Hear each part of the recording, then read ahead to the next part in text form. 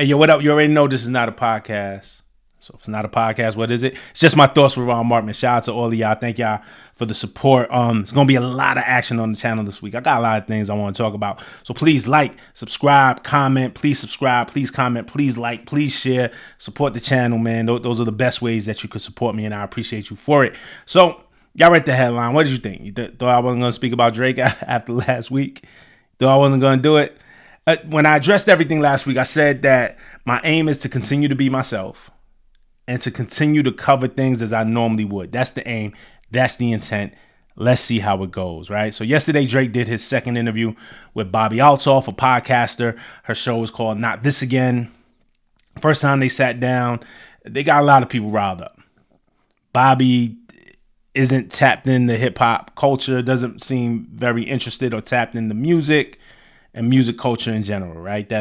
I'm not out of bounds for saying that. I think we can all agree on that. And Drake being who he is in music and specifically being who he is in hip hop, people are like, well, why isn't he sitting with any of the hip hop journalists? Anyone from the culture. Elliot Wilson, shout out to Elliot Wilson from The Bigger Picture and Rap Radar in his past and Double XL in his past, veteran in the game. He's been super vocal about that, right? He's probably been the most vocal out of everybody in the media space about it.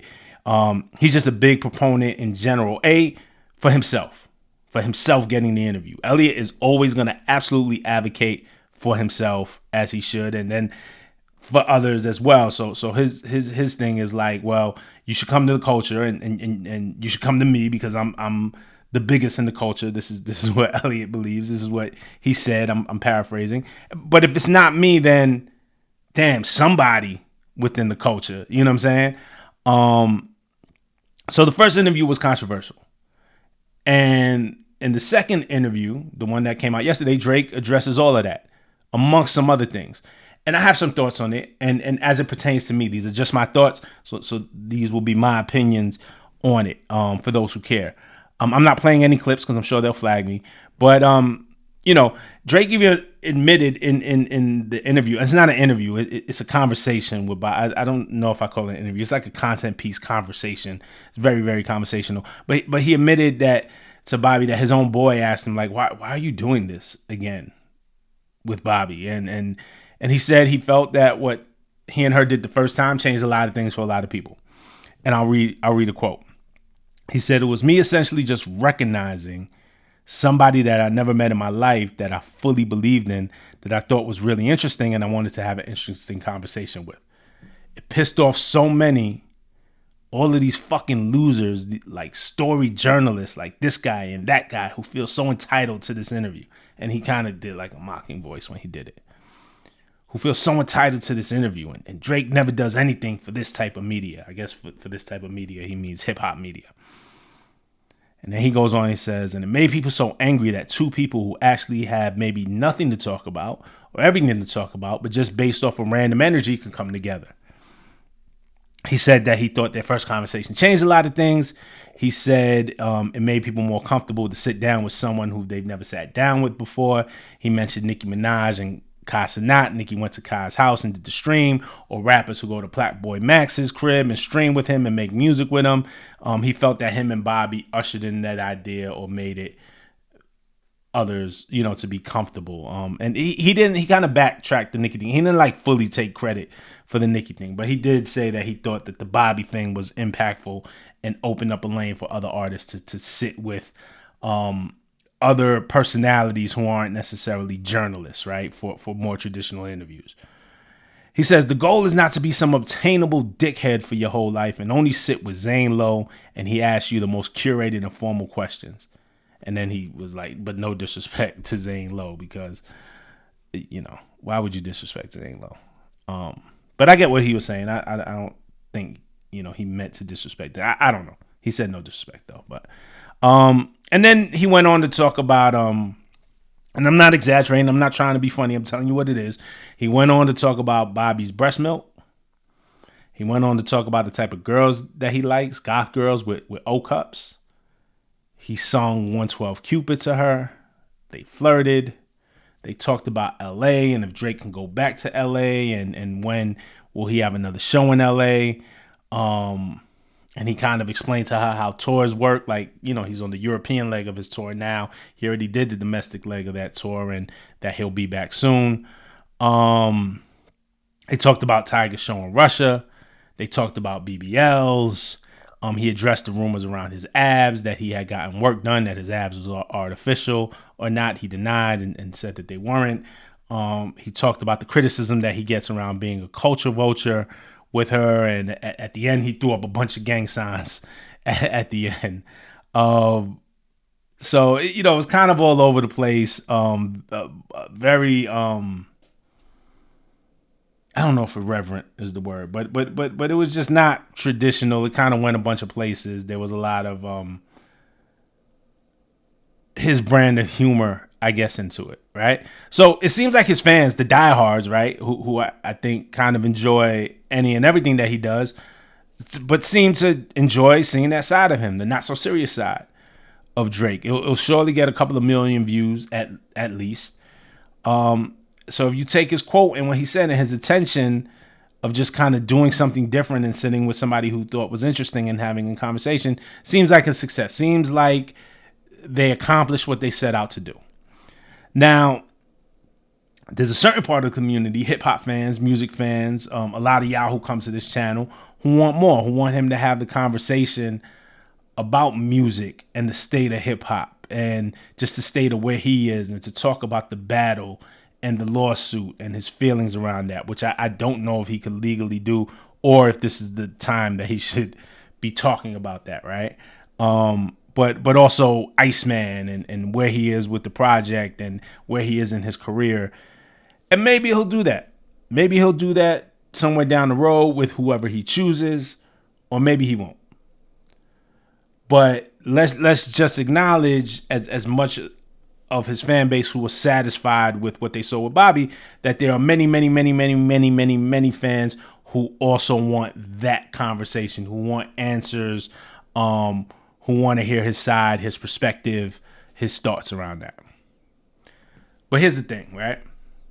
No one is entitled to that. No fan, no journalist, nobody is entitled to that. He'll talk if he wants to talk. Me as a journalist, as a member of the media, as somebody who has interviewed not only Drake before, but so many artists, so many hip hop artists, as someone who has a voice, as someone who y'all come to and trust, and I thank y'all for that.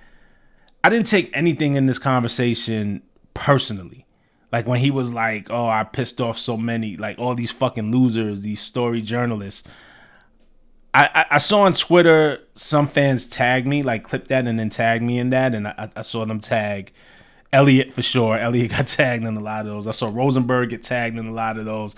I saw Ebro get tagged in a lot of those. I got tagged in a few, as if he was talking directly to us or insinuating us. And he may have, like, I don't know what he had in mind. Like, obviously he had joked about me directly. So, I don't know if that was meant for me.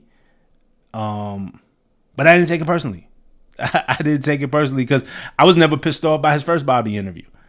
And I'm not pissed off by this one. I personally do not feel like he owes me anything, or I personally don't feel like any artist owes me anything. I want to be clear, though, and I've said this before. If you watch this channel enough, you heard me say this before. I think hip hop is community. I think hip hop is communal. I think hip hop is the best when we are communal. Of course, the rappers are important, but rappers need producers, or it's just spoken word. The rappers and producers need DJs because who's going to play your records? And hip hop, the foundation of hip hop was built on the DJ. Like let's be real. Artists need fans to listen, to support, to buy concert tickets. We need music video directors to help us create the visuals to the music that we see, right? We need dope fashion designers. I mean, be it from rest in peace to Virgil, whoever's like the Chrome Hearts, the Kiths and the Fear of Gods and all of that. But, on back down to the Carl Kanais and the April Walkers and Fubu's and, even how we take Ralph Lauren and we flip it and remix it and make it our own thing. We need that too. We need creatives in general, right? But they all work together. All the creatives kind of work together to do this thing that we love, and we all rely on each other. We need journalists too. We need people to document the story, and specifically, I believe journalists who come from hip hop culture, who come from the same environments that the artists come from, who create it. The journalists who live and breathe it. I come from Flatbush, Brooklyn, story neighborhood. You know Brooklyn, you know Flatbush, and a lot of artists came out of my hood, from Shine to Busta Rhymes to Special Ed to Chef G and Sleepy Hollow and Casanova and 22 Gs and just a ton. You know what I'm saying? Or I think about guys like my man Wayno. It's from Harlem. So when you talk about Harlem, you talk about Dipset. You know what I'm saying? You talk about Mace. You talk about, Dougie Fresh, like Harlem story, cultural place. Or you talk about my man, Brian B. Miller, Southside Jamaica, Queens, home of 50 Cent, home of the Lost Boys, home of Nicki Minaj. You know what I'm saying? But not just New York. I'm just speaking New York because that's just what I know. Sway and Ebro from the Bay Area. My man, Charlemagne from Moncks Corner, South Carolina. Like, just coming up in the conditions that birth hip hop, even outside of New York City, or all of my journalists in ATL and LA and all of that, right? These are the people who I think also tell the story the right way and value our stories and say, hey, we want to tell these the right way and document these the right way so we could pass it on, so we could build a history, because our thing is important. But I say all that to say we need journalists too. Journalists are important too. It's all part of being communal. We all win as a community when we feed each other and when we're open and honest with each other, right? Sometimes it's not the thing you want to hear, but when we're open and honest with each other. I've interviewed plenty of artists when they come up in days when very few would. Some of the most famous hip hop artists, when they first started, when they couldn't get any interviews or very many interviews, they would sit with me. I've been a lot of artists' first interview.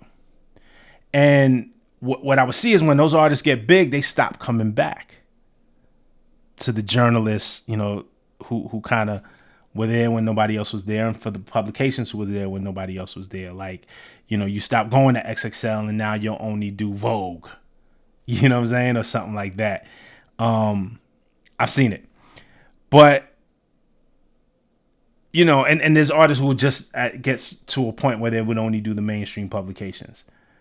I think that weakens the communal aspect. That's a lot of what I see Elliott Wilson fight for, and I commend him for it. Me and Elliott have had our disagreements, publicly, privately, like it's no secret. But Elliott fights for that, and I commend him for that. And I saw the bigger picture last week. I saw what you said, man. Thank you. I commend you for that. But Elliott, again, is probably the most vocal amongst all of us. But he's not wrong. I'm explaining my perspective, but man, Elliott is on the front line kind of fighting for that. As it relates to me, as it relates to this channel specifically, one, I will be doing interviews on this channel very soon, I promise you. But my mission is to build a rapport with y'all who watch me. I want to build with y'all so my channel isn't dependent on when an artist feels like doing an interview. Look at the great thing that Casanat has built. Casanat goes live and people watch Casanat for Casanat. And then when he gets the artist on, he gets whoever on, it's a bonus. That's why artists want to come for him. He built the thing. Because while I do feel like, and I go back to this concept of community, that we all need each other, and while I feel like hip hop media is absolutely important, all right, you guys are not fucking losers. We are not fucking losers. Like, it is important to tell the story the right way is important. I personally don't feel entitled. You don't get what you think you deserve. You get what you negotiate. You know what I'm saying? And that's true in all aspects of business. Right now in this chapter in my career, I got to build the thing that artists want to come to. And even when they don't want to come, sometimes, man, I don't really fuck with Rob. I don't really want to go there. But man, that platform is so big, I got to go there. That's when you really win. When you build the thing that they want to come to, and even when they don't want to come to, they have to come to it because you built it so big and you earned the trust of the audience, of y'all. Y'all are what are most important. Y'all make this thing go around.